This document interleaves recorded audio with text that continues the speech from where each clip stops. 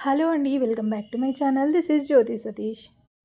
ఇవాళ ఒక మంచి హెవీ శారీ పిన్ చూపిస్తానండి మీకు.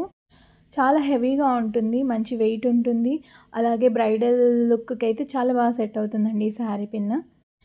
ఈ శారీ బ్రోచ్‌కైతే నేను మొత్తం diamond kundans and 3 MM green colour kundans use చేశానండి.